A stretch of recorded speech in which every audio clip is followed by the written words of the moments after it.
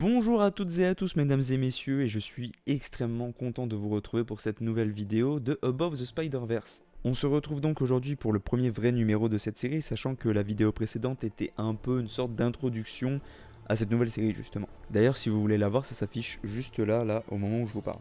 En attendant, on est parti pour ce premier véritable numéro de Above the Spider-Verse.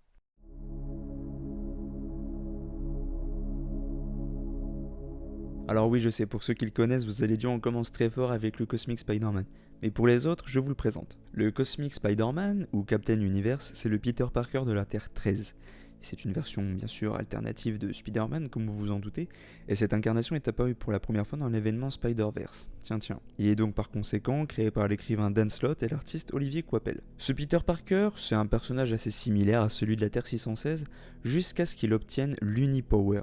C'est une force cosmique qu'il transforme en Captain Universe. Contrairement à la version de la Terre 616, donc notre Peter Parker, qui a perdu ses pouvoirs cosmiques après un certain temps, parce que oui, il les a eus, le Peter Parker de la Terre 13 va les conserver en permanence, ce qui le rend bien sûr extrêmement puissant. Donc vous allez me dire quels sont ses pouvoirs. Alors, en plus de ses pouvoirs classiques de Spider-Man, parce qu'il garde bien sûr tous ses pouvoirs de base, notamment une force, une vitesse et des réflexes surhumains qui sont amplifiés à des niveaux cosmiques, donc bien au-delà de ses capacités habituelles de Spider-Man déjà assez hautes.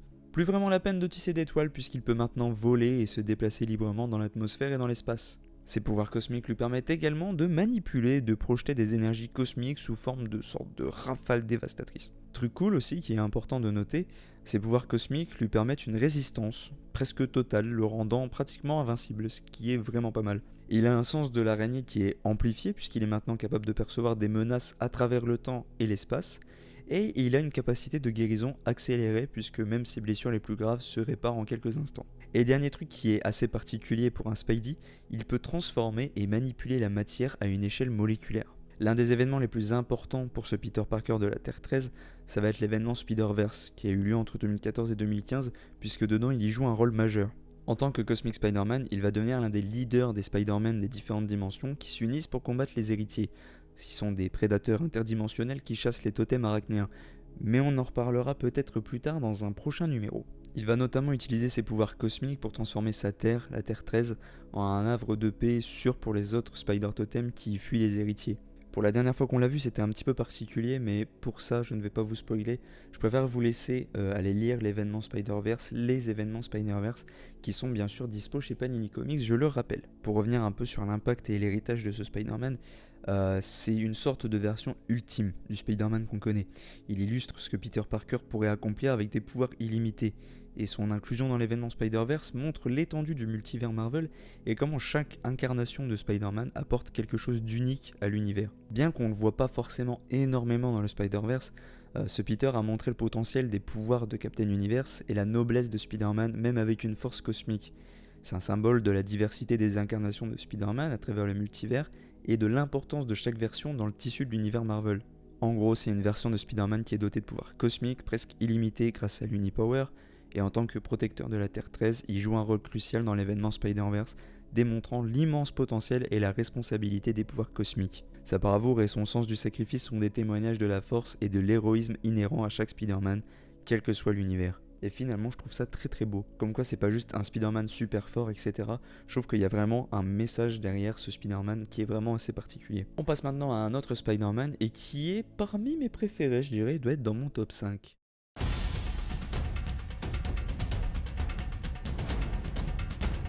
Et oui, puisqu'il s'agit de Billy Braddock alias Spider UK. Encore une fois, comme le précédent, il a été créé par Dan Slott et Olivier Coipel, et il a fait sa première apparition dans Edge of the Spider-Verse numéro 2 en septembre 2014. Billy Braddock, c'est un des membres du corps des Capitaines Britanniques, une organisation interdimensionnelle chargée de protéger le multivers. Sur sa Terre, la Terre 833, Billy est choisi pour devenir Spider UK, après avoir été mordu par une araignée radioactive comme beaucoup d'autres variantes de Spider-Man à travers le multivers. Il combine ses responsabilités de Spider-Man avec celles de Captain Britain, ce qui le rend unique parmi les Spider-Totems. Pour vous donner un peu de contexte multiversel, la Terre 833 elle est un peu particulière. C'est une version alternative de la Terre où Billy assume le rôle de Spider UK, et donc il opère sous l'égide des corps des Capitaines Britanniques, comme on l'a dit, qui est basé à la Tour Omniverselle, l'équivalent britannique du Baxter Building en gros si vous voulez. En ce qui concerne ses pouvoirs et ses capacités, Billy possède des capacités similaires à celles du Spider-Man qu'on connaît nous, mais avec des caractéristiques particulières grâce à son rôle de Captain Britain. Bon, comme la plupart des Spidey, Billy possède des capacités physiques accrues, un super sens de l'araignée, il adhère aux surfaces. Cependant, pour ce qui change, en tant que membre du corps des Capitaines Britanniques, il peut manipuler l'énergie magique, augmentant donc ainsi sa force et ses pouvoirs, et grâce à leur technologie, il a accès à des équipements qui lui permettent de voyager à travers le multivers.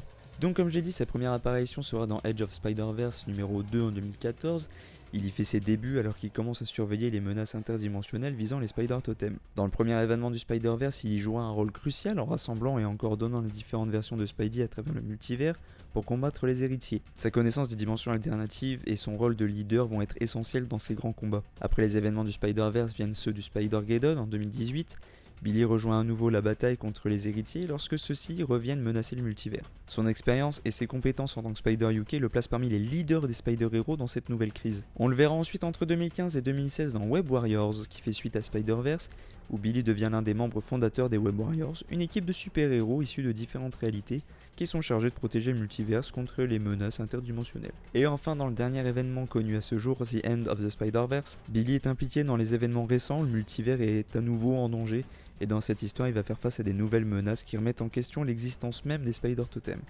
Mais comme je vous l'ai dit tout à l'heure, je vous laisse aller lire ces événements qui sont excellentissimes à mon goût. En gros, vous l'aurez compris, Billy Braddock s'est devenu un super leader et protecteur multiversel.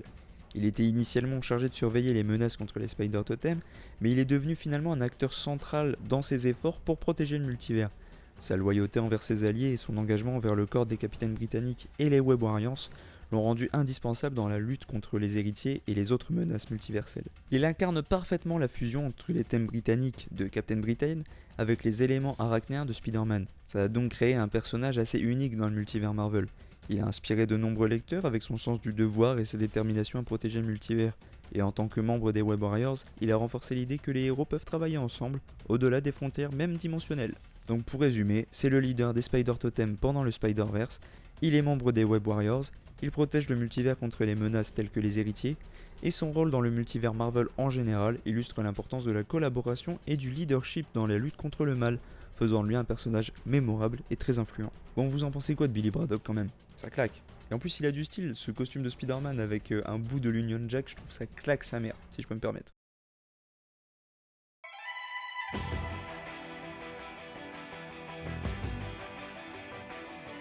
Je sais, si vous avez bien lu, vous allez vous dire Mais Zenox, on a déjà vu la Spider-Woman de la Terre 616, y a un problème, tu t'es trompé. non, je me suis pas trompé, vous inquiétez pas, je vous explique ça tout de suite. Julia Carpenter, elle a été créée par l'écrivain Jim Shooter et l'artiste Mike Zeck. Elle a fait sa première apparition dans Secret Wars numéro 6 en 1984, que je suis d'ailleurs actuellement en train de lire, c'est excellent, je vous ferai un retour très bientôt sur TikTok, Instagram, etc. Je vous le promets. Julia Carpenter, c'est l'une des femmes à avoir porté le manteau de Spider-Woman, et elle a ensuite pris le rôle de Madame Web. Elle est née à Los Angeles, en Californie, et dans sa jeunesse, elle fréquente l'université du Colorado, où elle y rencontre Val Cooper, une amie qui joue un rôle important dans son développement en tant que super-héros. Elle devient Spider-Woman après avoir été impliquée dans un projet gouvernemental appelé Projet Titan, mené par le gouvernement des États-Unis et la société malveillante appelée la Commission des Affaires sur les Surhommes. Dans le cadre de ce projet, Julia est exposée à une combinaison de venin d'araignée exotique qui lui confère des pouvoirs similaires à ceux de Spider-Man, mais avec des capacités uniques. Elle prend donc ensuite l'identité de Spider-Woman. Donc comme on l'a dit, à chaque fois c'est pareil, elle possède des capacités physiques accrues, surpassant celles des humains normaux. Cependant, pour ce qui diffère, elle peut créer des lances d'énergie psychique qui lui permettent d'attaquer et de maîtriser ses ennemis à distance. Bon, par contre, elle a un sens de l'araignée peut-être un peu au-dessus de ceux de Peter, mais en soi c'est à peu près pareil. Donc comme je vous l'ai dit, Julia elle va apparaître pour la première fois dans l'événement majeur qu'est Secret Wars, qui rassemble de nombreux super-héros et vilains sur une planète artificielle appelée Battleworld. Elle va donc y faire équipe avec d'autres héros pour combattre des menaces communes. Elle va ensuite rejoindre les West Coast Avengers, une équipe de super-héros basée sur la côte ouest des États-Unis, et au sein de cette équipe, elle va se forger une réputation en tant que membre compétent et digne de confiance. Entre 1994 et 1996, elle fera aussi partie des Force Works, une équipe formée après la dissolution des West Coast Avengers, et ce groupe se concentre sur des missions proactives pour prévenir des menaces avant qu'elles ne se produisent. Pour ceux qui ont vu les films, ça peut faire un peu penser à la thématique de Captain America and the Winter Soldier, où on aborde à peu près le même genre de choses avec les héliporteurs qui prévoient d'abattre les gens avant que les méfaits soient commis. Julia va ensuite malheureusement perdre ses pouvoirs. Elle va alors hériter des responsabilités et donc des pouvoirs de Madame Web. Elle va donc acquérir des pouvoirs psychiques, y compris la clairvoyance et la télépathie. Elle va devenir un personnage clé pour guider les héros dans l'univers Marvel. Bien sûr, on est là pour ça, on la verra dans les événements du Spider-Verse en tant que Madame Web. Elle va jouer dans l'événement un rôle essentiel en utilisant ses capacités de précognition pour aider les autres Spider-Héros de diverses dimensions à se préparer et à combattre les héritiers. C'est une figure assez importante dans l'univers Marvel en raison de sa transition de Spider-Woman à Madame Web. Elle incarne la capacité d'évolution des personnages de Marvel, montrant comment une héroïne peut s'adapter à de nouveaux rôles et de nouvelles responsabilités au fil du temps. Sa période en tant que Madame Web a renforcé son importance en tant que guide et protectrice des divers Spider-Totems dans le multivers. Si on devait résumer dans un premier temps son parcours, elle a quand même été introduite en tant que Spider-Woman dans Secret Wars, puis elle est devenue un personnage clé en tant que Madame Web. Grâce à ses nouveaux pouvoirs psychiques, donc elle a un rôle de mentor et elle a aidé de nombreux héros à naviguer à travers les crises interdimensionnelles. Sa capacité à évoluer et à s'adapter à de nouveaux rôles en a fait une héroïne notable dans l'univers Marvel, qui illustre aussi la richesse et la complexité de certains personnages féminins dans cet univers. Mais c'est pas tout, parce que Julia, entre Spider-Woman et Madame Web, elle a campé encore une autre identité. Après ses débuts en tant que Spider-Woman, Julia elle va adapter l'identité d'Arachné. Cela se produit à un moment où le titre de Spider-Woman est en compétition, et Marvel décide de réintroduire Jessica Drew comme la Spider-Woman principale. Alors pour se démarquer et continuer son rôle de super-héroïne, Julia va adopter l'identité d'Arachné. Après la Civil War, Julia va continuer à opérer sous le nom d'Arachné pendant un certain temps, et elle va souvent être impliquée dans des missions clandestines et des opérations secrètes. Elle va collaborer avec des équipes comme Omega Flight pour protéger le Canada et les menaces surnaturelles. Donc en effet, elle a pris l'identité d'Arachné après ses débuts en tant que Spider-Woman. Elle a joué un rôle significatif dans les événements tels que Civil War, et elle a continué à opérer dans l'univers Marvel avec une approche plus discrète et plus indépendante, tout en protégeant ceux qu'elle aime et en combattant pour ses idéaux. Pour le Spider Totem suivant, vous n'allez pas être perdu puisqu'on vient d'en parler, on passe maintenant à...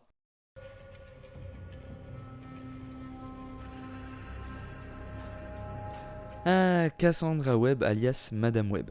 Elle a été créée par l'écrivain Denny O'Neil et l'artiste John Romita Jr. Coucou au Dr Strangel qui aime particulièrement bien John Romita Jr. Elle a fait sa première apparition dans Amazing Spider-Man numéro 210 en 1980. Elle est connue pour ses capacités psychiques et son rôle de mentor et de guide pour de nombreux personnages de l'univers de Spider-Man. Cassandra, elle est née avec une condition neurologique assez rare, appelée myasthénie grave, qui l'a rendue aveugle et paralysée. Malgré ses handicaps physiques, elle possède des pouvoirs psychiques puissants, notamment la clairvoyance, la télépathie et la précognition. Elle utilise ses dons pour aider les héros et anticiper les menaces avant qu'elles ne se produisent. Elle va adopter le nom de Madame Web et utiliser une machine sophistiquée en forme de toile d'araignée, créée par son ami Jonathan, pour survivre. Cette machine va lui permettre à la fois de rester en vie et aussi de concentrer ses pouvoirs mentaux. Mais elle a aussi une connexion unique avec le multivers et peut percevoir les événements qui se produisent à travers les différentes réalités. Bon là je mets une petite spoiler alerte pour ceux qui voudraient lire les aventures de Madame Web, je vous conseille de passer directement au Spider Totem suivant. En 98, elle va participer à un rituel mystique connu sous le nom de The Gathering of Five, qui est censé lui donner des pouvoirs accrus. Malheureusement, ces événements précipitent sa mort apparente, bien qu'elle revienne plus tard avec sa connexion aux forces mystiques. Elle sera finalement assassinée par Sasha Kravinov pendant l'arc Grim Hunt, mais elle transmet ses pouvoirs à Julia Carpenter comme on l'a dit juste avant, transformant cette dernière en la nouvelle Madame Web. Et sa mort va donc marquer un passage unique de flambeau important dans l'univers Marvel. Et là vous pourrez vous dire que c'est tout, mais non, puisqu'elle va revenir dans l'événement Spider-Verse. Parce que oui, bien que décédée, l'influence de Cassandra perdure dans ces événements multiversaux, où ses conseils passés aident les Spider-Totems à affronter les héritiers. Elle joue donc un rôle posthume dans la coordination des efforts pour protéger le multivers. Bon, comme vous l'aurez compris, Cassandra c'est un personnage clé de l'univers de Spider-Man, en raison de ses puissants pouvoirs psychiques et de son rôle de mentor. Sa présence a eu un impact durable sur de nombreux héros, et sa mort a ouvert la voie à Julia Carpenter pour devenir la nouvelle Madame Web. Bien que sa vie soit souvent marquée par la souffrance physique, son esprit et ses pouvoirs ont eu une influence majeure sur les événements mystiques et multiversels de Marvel. C'est un personnage mystique qui a guidé et aidé de nombreux héros grâce à ses pouvoirs de clairvoyance. En tant qu'allié et mentor, elle a joué un rôle crucial, laissant un héritage durable même après sa mort, et son transfert de ses pouvoirs à Julia Carpenter continue de maintenir son influence dans le monde des super-héros, ce qui fait d'elle une figure emblématique de l'univers Marvel, on ne peut pas le nier. Donc sans biaiser votre avis ou quoi que ce soit, on peut quand même s'accorder sur le fait qu'elle n'a pas grand chose à voir avec la Cassandra Webb qu'on a vue dans le film Madame Web. À savoir si c'est bien ou moins bien, c'est pas à moi de le dire. On continue donc de parler des Spider-Totems féminins avec cette fois-ci Anya Corazon.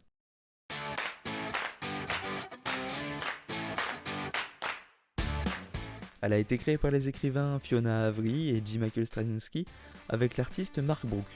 Elle a fait sa première apparition dans Amazing Fantasy numéro 1 en août 2004.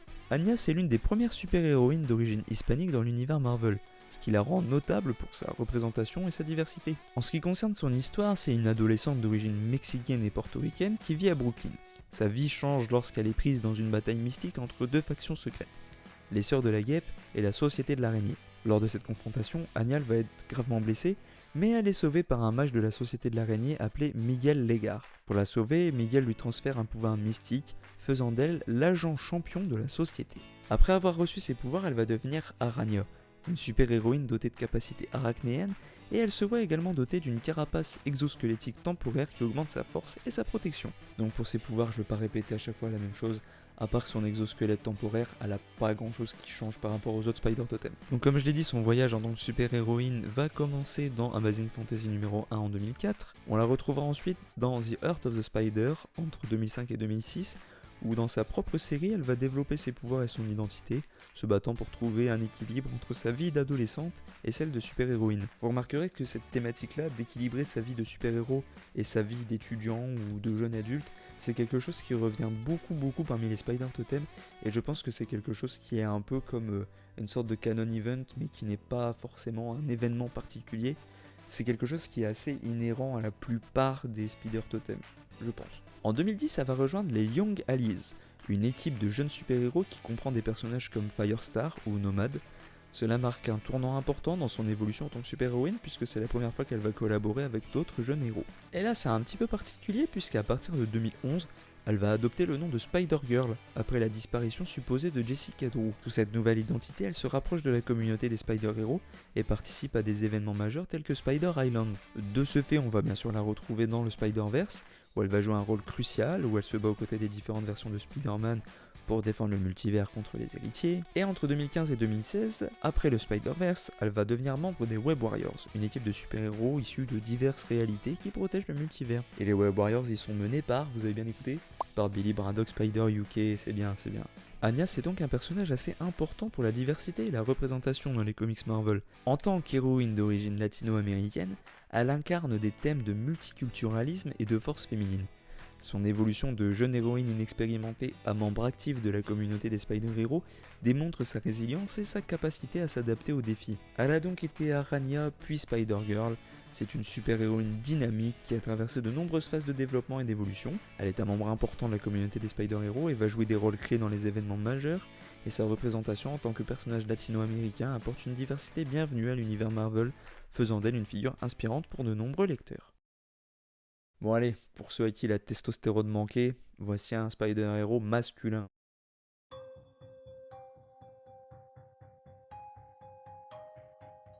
Que je vous prévienne tout de suite, Ezekiel Sims c'est un peu particulier. Ezekiel il a été créé par le scénariste John Michael Straczynski et l'artiste John Romita Jr.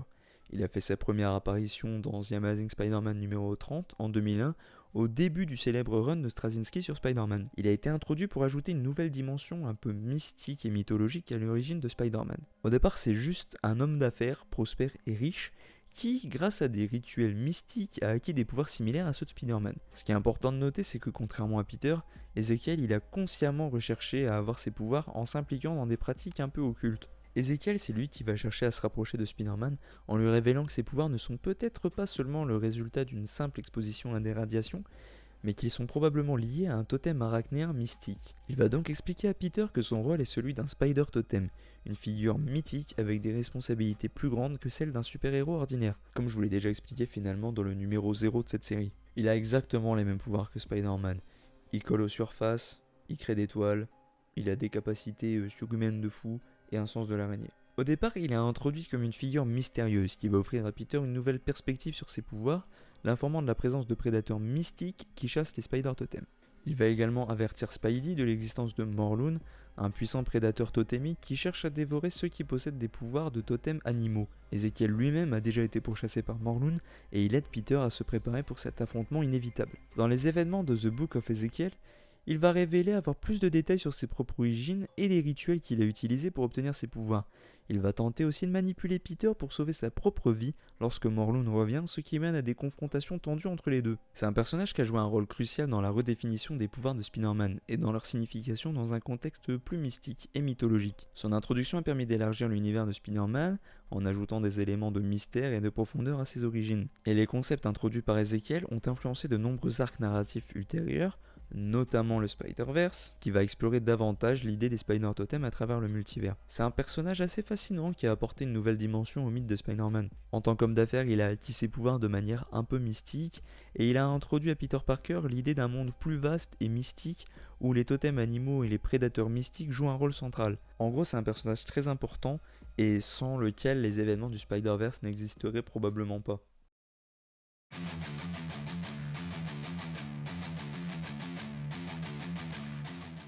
Le nom de ce Spider Totem vous dit peut-être quelque chose. Ashley Barton, connue également sous le nom de Spider Bitch, je vais pas traduire parce que sinon YouTube va me censurer, elle a été créée par l'écrivain Mark Millar et l'artiste Steve McNiven.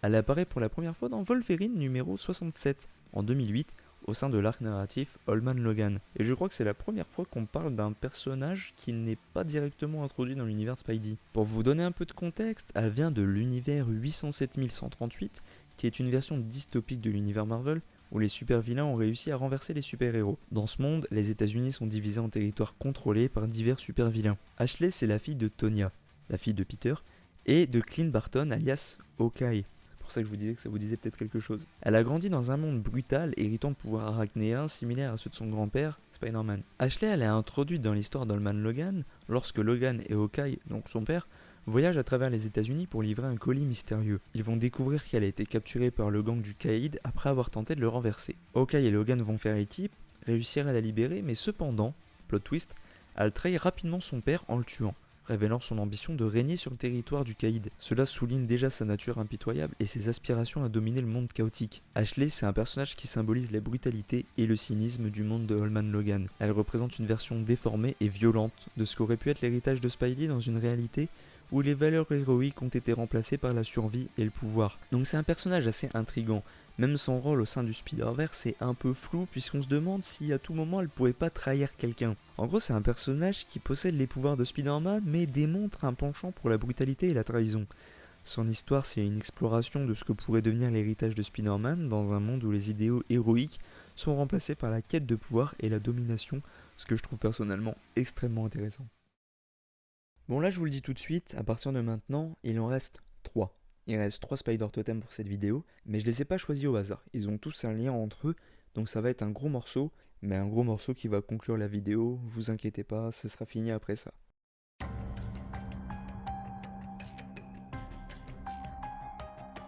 Ken Parker, il a été créé par Terry Cavanagh et Steven Butler. Il a fait sa première apparition dans Web of Spider-Man numéro 119 en décembre 1994. Il a été introduit pendant l'événement de la saga du clone, une des sagas les plus controversées et complexes de l'histoire de Spider-Man. Kaine, en fait, c'est le premier clone raté de Peter créé par le Chacal.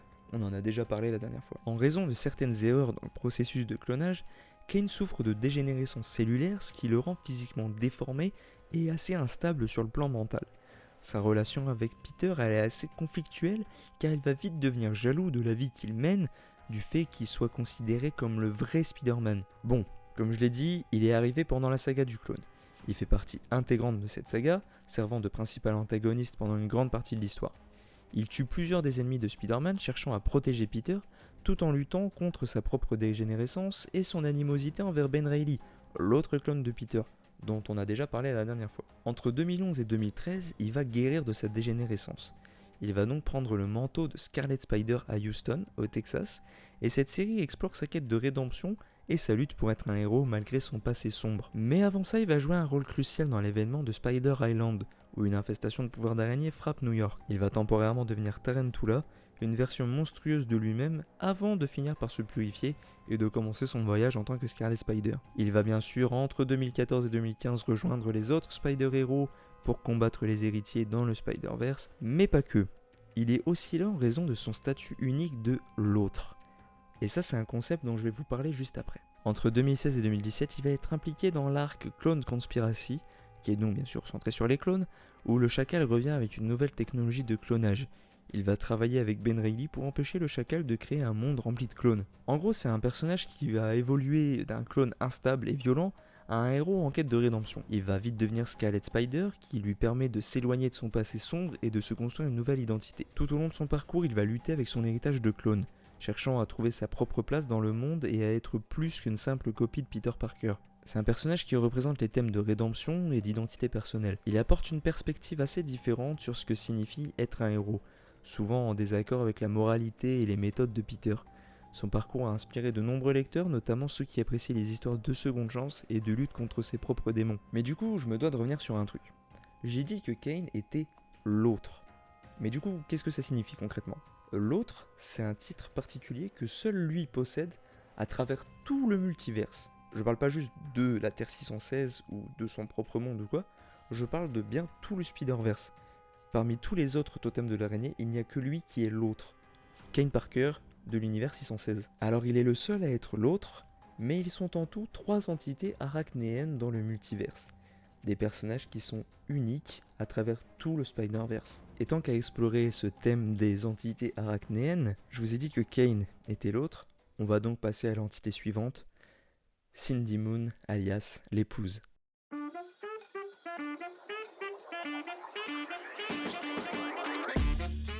Mais avant d'être l'épouse, Cindy Moon c'est bien entendu Silk. Elle a été créée par Dan Slott et l'artiste Humberto Ramos. Elle a fait sa première apparition dans Amazing Spider-Man volume 3 numéro 1 en avril 2014. C'est une jeune femme d'origine coréenne-américaine vivant à New York. Elle a été mordue par la même araignée radioactive qui a donné ses pouvoirs à celle de Peter. Après avoir découvert ses pouvoirs, elle va être recrutée par Ezekiel Sims, dont on a parlé tout à l'heure. Ezekiel va donc dire vouloir la protéger de Morlun et va donc la cacher dans un bunker pendant de nombreuses années, ce qui entre nous est un peu douteux. Bon, après avoir été capturée, elle est libérée de son bunker par Peter Parker, après avoir été cachée là pendant des années. Elle va adopter l'identité de Silk et commence à explorer ses pouvoirs et son passé. En fait, elle va jouer un rôle dans l'événement Original Sin, en 2014, lorsque Peter découvre son existence grâce à des secrets révélés par l'œil de l'observateur. Elle rejoint Peter dans sa lutte contre les menaces arachnéennes. Bien sûr, on va la voir dans le Spider-Verse, elle est impliquée dans ce grand crossover du multivers, où elle, aux côtés de Spider-Man et des Spider-Woman des différentes dimensions, bref, elle combat les héritiers, vous connaissez.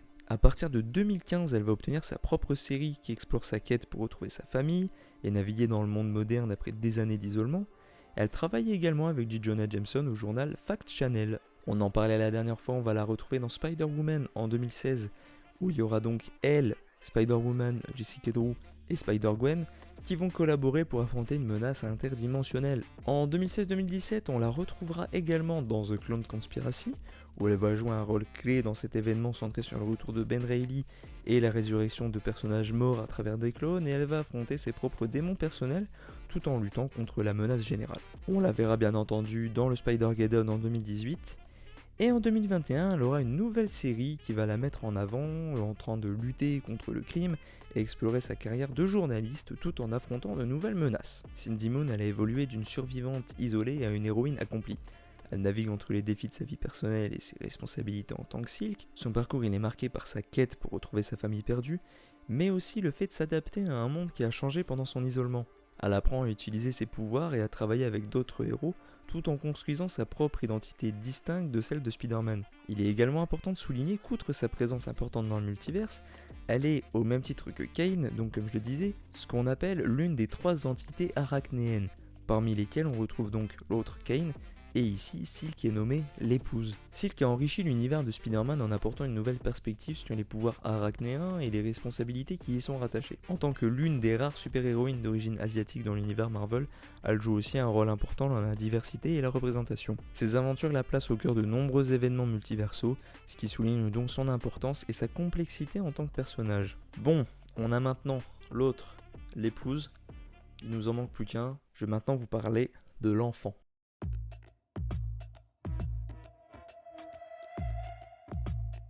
Benji Benjamin Parker, c'est un personnage de la Terre 982. Et c'est là qu'on va voir ceux qui ont bien révisé ou pas. Qu'est-ce qu'elle a de particulier la Terre 982 ? Eh bien pour ceux qui ont oublié, c'est celle qui est aussi connue sous le nom d'univers MC2, Marvel Comics 2. Et Benji apparaît pour la première fois dans la série Spider-Girl, et il a été créé par Tom DeFalco et Ron Frenz donc. Benji, c'est le fils de Peter et de Mary Jane. dans la réalité donc de la Terre 982. Il est le frère cadet de Mayday Parker dont on a parlé la dernière fois. Il a grandi dans une famille de super-héros, donc ça influence forcément son développement et sa place dans cet univers. Il est né après que Peter ait perdu sa jambe dans un combat contre le bouffon vert. Benji est élevé dans un environnement où la sécurité et la protection sont donc prioritaires en raison des antécédents héroïques de sa famille. Benji c'est encore qu'un enfant dans l'univers MC2, mais pourtant il a déjà montré quelques signes de potentiel héroïque. Mais on y revient, c'est aussi un talisman du Spider-Verse, puisqu'il est le dernier des 3 entités arachnéennes, il est l'enfant. Et là je fais une petite aparté pour expliquer donc un peu plus en détail ce que sont les entités arachnéennes. Ce sont 3 entités donc uniques du multivers que les héritiers vont sacrifier afin d'obtenir des pouvoirs encore plus grands que ceux qu'ils possèdent déjà. Donc d'un point de vue éthique, Benji c'est le sacrifice le plus cruel que les héritiers puissent faire en fait. Benji apparaît tout au long de la série Spider-Girl de 98 à 2006 en tant que membre de la famille Parker, souvent au centre des préoccupations de ses parents et de sa sœur, et sa présence ajoute une dimension plus familiale aux aventures de Mayday. Benji continue d'apparaître dans la série de continuation Amazing Spider-Girl, où les interactions familiales sont explorées et où son potentiel futur en tant que membre de la famille Parker est toujours aussi présent. Bien qu'il soit très jeune, Benji joue un rôle crucial dans l'événement du Spider-Verse, où il est ciblé donc par les héritiers qui cherchent à le capturer pour drainer son énergie à lui ainsi qu'aux autres totems arachnéens. Sa famille et les autres super-héros se battent entre autres pour le protéger. Et enfin dans la mini-série spectaculaire Spider-Girl, Benji est à nouveau mis en avant comme un membre important de la famille Parker, où on montre sa croissance et l'importance de sa sécurité dans un monde plein de dangers. Il incarne le futur potentiel de la lignée Parker, sa présence ajoute une profondeur à son univers en explorant des thèmes de la famille, de la protection et de l'héritage. Même s'il n'est pas encore un héros actif, il représente quand même l'avenir des super-héros arachnéens dans cet univers. Bon, voilà mesdames et messieurs, c'est tout pour ce 2e numéro. Enfin c'est tout, on avait quand même une dizaine de Spider-Man et Woman d'ailleurs, et ce sera pas forcément le même nombre à chaque fois, là j'en prends 10 parce que ce sont des personnages importants qu'on développe pendant longtemps, sur lesquels il y a beaucoup de choses à dire. Ce sera pas forcément le cas de tous les personnages. Je vais essayer de thématiser un peu les numéros, et en tout cas j'espère que ce numéro va vous plaire autant que le précédent. En tout cas c'est ce que je vise au niveau de la qualité des vidéos, et j'espère que ça se ressent. Si vous avez aimé le premier numéro, vous aimerez aussi celui-là, je l'espère. En attendant, merci à tous d'avoir regardé. Si vous êtes encore là jusqu'ici, je vous remercie encore plus. N'oubliez pas de vous abonner à la chaîne YouTube pour qu'on monte jusqu'aux 500 abonnés très vite, ça me ferait extrêmement plaisir. N'oubliez pas non plus le petit pouce bleu, la cloche pour être averti dès qu'on sort de nouvelles vidéos. Surtout si vous n'avez pas vu la vidéo précédente, n'hésitez pas à aller la voir, elle vous sera proposée là à la fin de la vidéo. Et encore merci d'être là. N'oubliez pas de partager si vous voulez la vidéo à vos proches, à vos potes fans de l'univers de Spider-Man, etc. Ça me ferait extrêmement plaisir. Merci d'être resté jusqu'ici et n'oubliez pas le mot de la fin parce que moi je ne l'oublierai pas. Bonne soirée.